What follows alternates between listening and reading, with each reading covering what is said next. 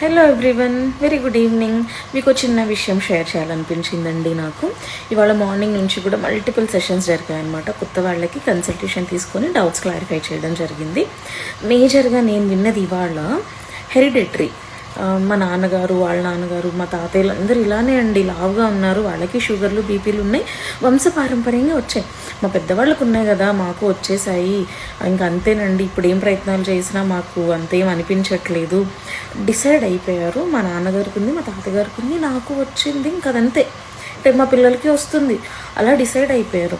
ఒక విషయం గుర్తుపెట్టుకోండి, ఇవాళ మనం ఆరోగ్యంగా ఉన్నా, అనారోగ్యంగా ఉన్నా, లావుగా ఉన్నా, సన్నంగా ఉన్నా, ఏ రకమైన హెల్త్ ప్రాబ్లమ్స్ మనం ఫేస్ చేయాలి, 30% ఏదైతే ఉందో అది మన చేతుల్లో లేదు. జీన్స్ అనేది మనం మార్చలేమన్నమాట. దాని గురించి వరి అవ్వడం మానేసి 70% ఆహారపు అలవాట్లు, లైఫ్ స్టైల్, ఇదంతా మన చేతుల్లో ఉంది.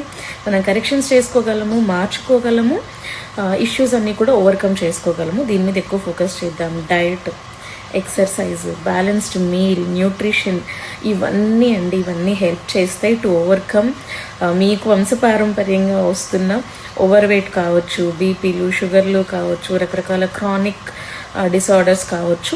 ప్రతి ఒక్కటి కూడా ఎప్పుడైతే ఆహారపు అలవాట్లు మార్చుకుంటున్నాము, లైఫ్ స్టైల్లో కరెక్షన్స్ చేసుకుంటున్నాము, హెల్దీ హ్యాబిట్స్ని అలవాటు చేసుకుంటున్నాము, మనం